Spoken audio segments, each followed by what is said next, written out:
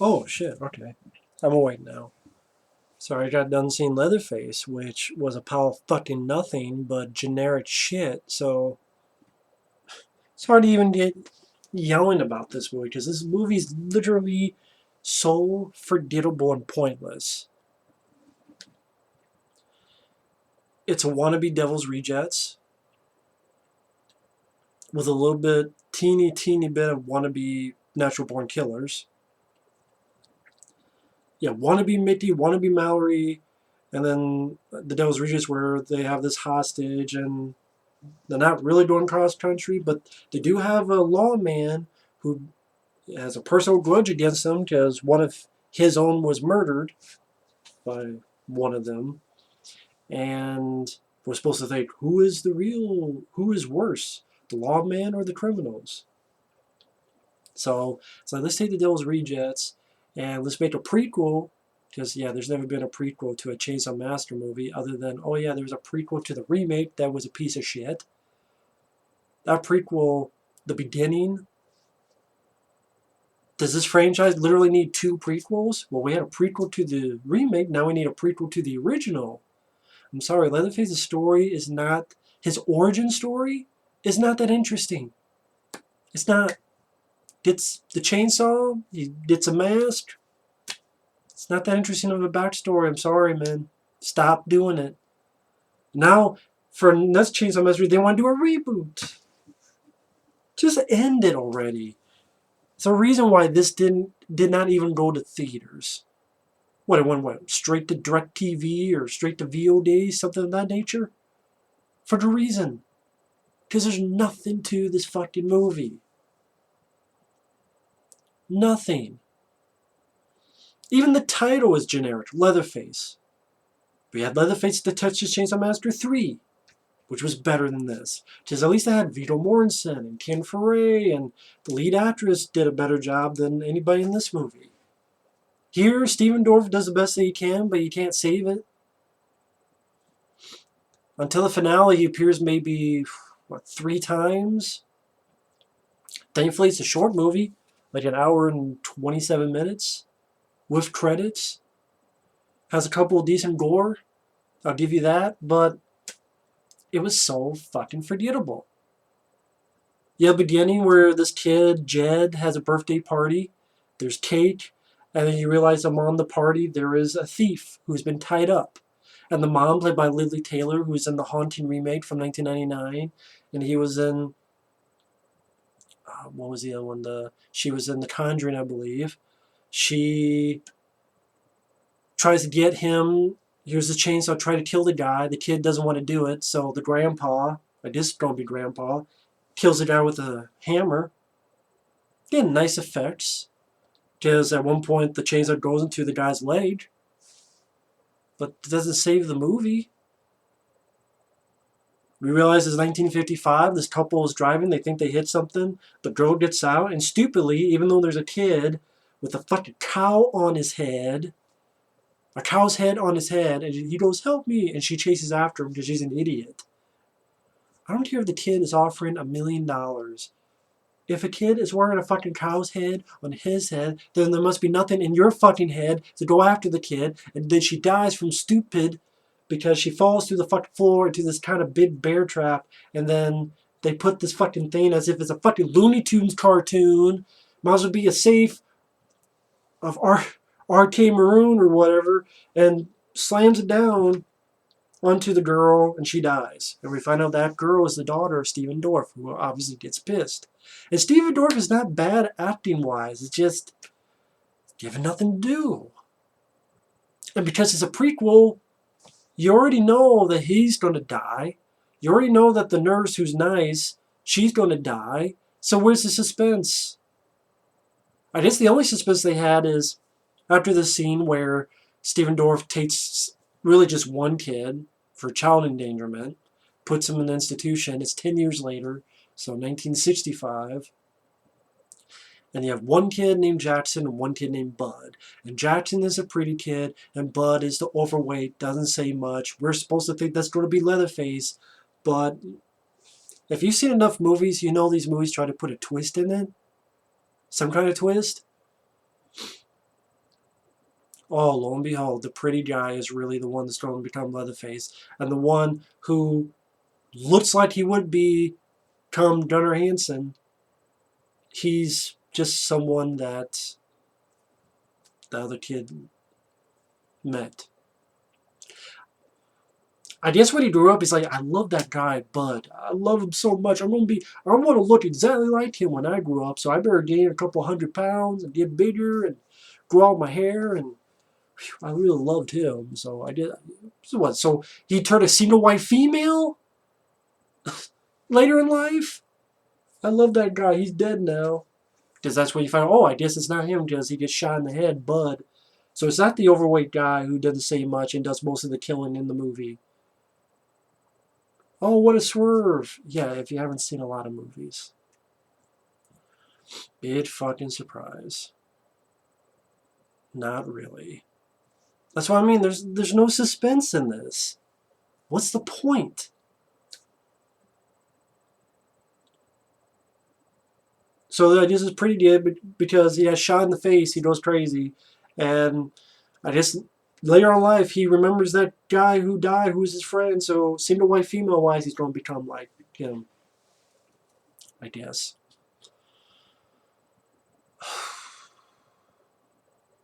The first 30 minutes, other than the stuff with that girl dying, and Stephen Dorff as the father, and the sheriff gets pissed. Kid in the mental, 10 years later, you have this nice nurse, played by a girl whose name is Elizabeth. You meet Bud, the overweight guy, and then you meet the pretty boy, Jackson. Lili Taylor tries to see the doctor. He goes, no, she's your hillbilly trash, get the fuck out of here. But she gets in there very easily, starts a riot, people get killed, including the doctor, who Bud, the overweight guy, kills him, smashes his head in. Decent effect. I give credit to that. Pounding his head against the glass. Jackson, he's such a good guy. He helps the nurse, and them and the Bud, they get picked up by these two guys who might as well be wannabe Mickey and wannabe Mallory. Because they love each other, and they're crazy, and you even have a scene where they kill people in a diner. Which I'm like, I wonder if these directors are fans of Natural Born Killers. I'd rather watch Natural Born Killers than this. Wannabe Mickey, wannabe Mallory. Who take the nurse, Jackson, and Bud hostage, and they go together after these two kill a bunch of people in the diner. Then they get to this trailer house, and they stay there for a bit. And the crazy couple are crazy because they find a dead body in the trailer, and while they're having sex, the girl is kissing the dead body's mouth. Okay, why not, I guess. And they say dialogue like, you run away again, I'm going to treat you to strawberry pie. Eat my pie. Right in the hole.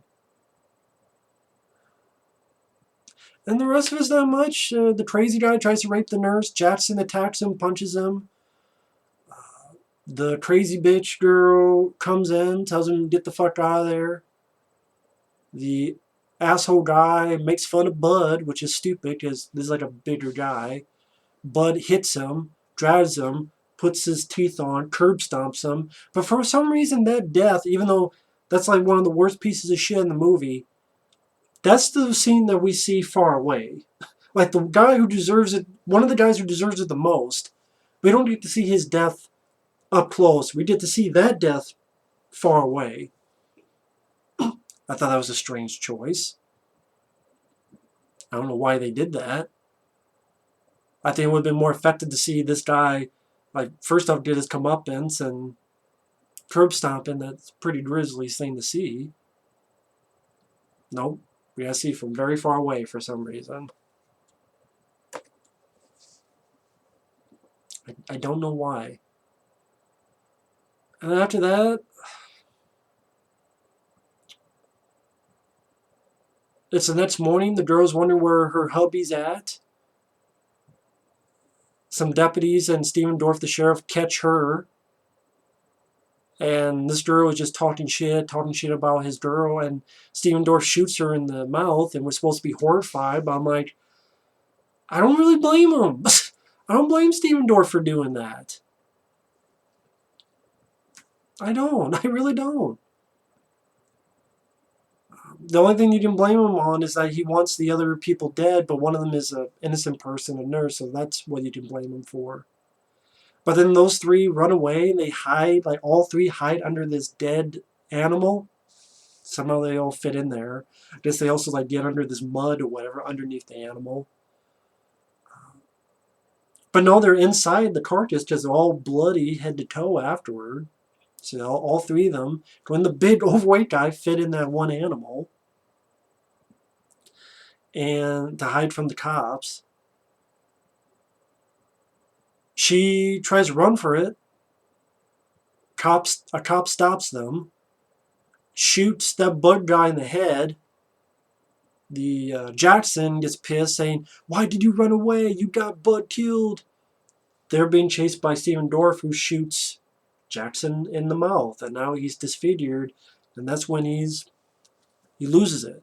Because before that, he seemed like a pretty decent guy, but then when his friend gets killed, he kills the cop by smashing his head against the door, and then when he gets shot in the face, now he's crazy. Okay, that's the origin of Leatherface. Wow. I don't fucking care. So what? Why would I ever watch this movie again? Stephen Dorff grabs those two, puts Jackson in this thing, drops him. He's pretty damn sure the guy's dead, even though he's not.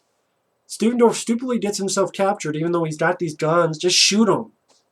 What are you waiting for? Just shoot him. Well, you can't because it's a prequel. Because you know how it's going to end. Thus, no suspense and no surprise. Which makes me go, what was the point? Just do a standalone movie. You do whatever you want. You want to kill him? Kill Leatherface. Burn him? Burn him. Cut his head off? Cut his head off. That's at least one thing with the remake I need to give it credit. Fuck it. You kill Arlie Ermy and you cut the Leatherface's arm off. Okay, cool. That was surprising. I didn't think Leatherface's arm would be cut off. Here, there's no surprises like that. So what's the point? If you think it's an interesting story, okay, I don't see what's interesting about it. It's just a crappy version of The Devil's Rejects. Dorff gets knocked out. Him and the girl try to escape. They get caught. Stephen Dorff gets his hands cut off and gets cut like here. Which I swear I saw a scene like that in the Chainsaw remake prequel. You know, similar to that. I'm sure I did. I think the scene I'm thinking of is when you saw the saw going through the floorboards. I didn't like that movie either. That prequel. Why does this franchise need two fucking prequels? One to the remake and one to the original.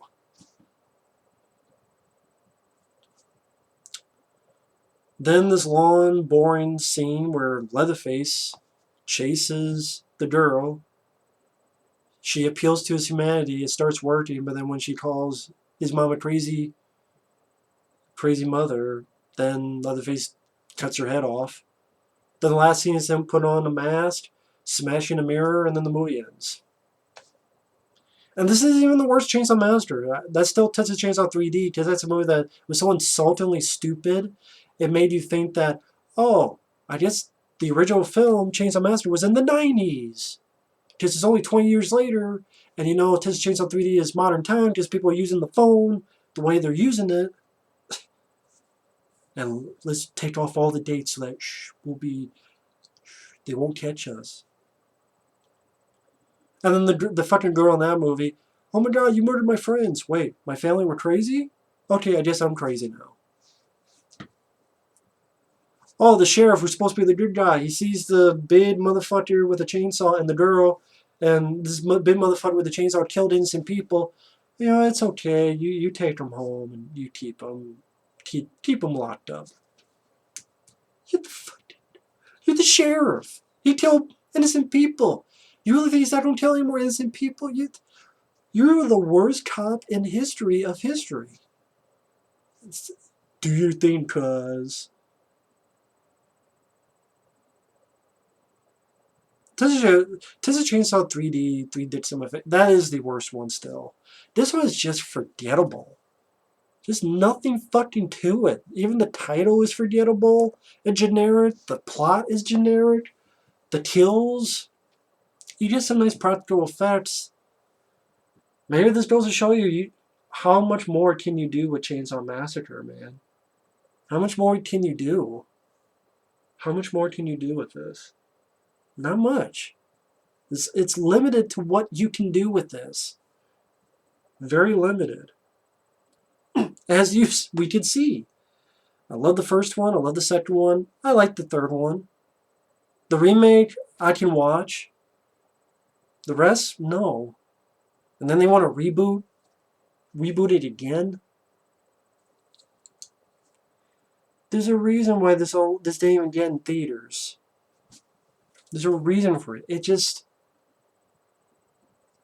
forgettable. It's nothing. It's a prequel, thus, even though it's called Leatherface, you don't see Leatherface till the end of the movie. And the guy who's doing most of the killing is either a wannabe Mickey or Maury or this wannabe overweight kid. Because that's the twist, but if you've seen enough movies, you'll know the twist. And it's not that... I saw that twist in the 80s film called Alone in the Dark, where you have this good-looking guy, but then his nose starts bleeding. Oh my god, he's the guy in the mask who kills people. No, I just gave that away. But there's a lot more to Alone in the Dark than that from the 80s with Jack Palance and Donald Pleasance. That's a good movie. Has an interesting cast and interesting setup. And that had a lot more to it than this. This, though, it's boring, it's forgettable, it's pointless, it's generic, and it's hard to yell too much about because Stephen Dorff did the best they could with the limited amount of time. The gore wasn't bad, but there are hundreds of movies you can see for gore. This was a movie that I don't know why it was made. It's funny they had like 7 executive producers. That many for this? There's nothing to it. There's really nothing to this fucking movie. So that's pretty much it. Thanks for watching. Take care, and we'll see you later. Bye-bye.